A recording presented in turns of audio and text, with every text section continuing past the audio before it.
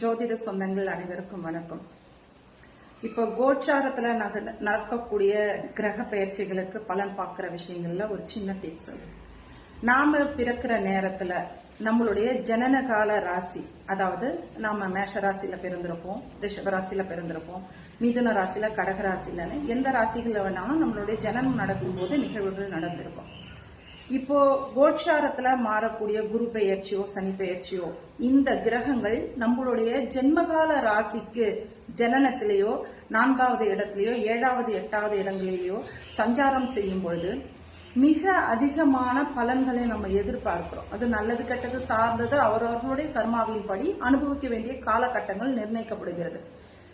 வெறியும் சந்திரன் சொல்லக்கூடிய மனோகாரகன் உடல்காரகனோட ராகுவோ கேதுவோ சனிவோ குருவோ இணையும் பொழுது எவ்வளவு பெரிய மாற்றங்களை நிகழ்த்திடுவாங்களா?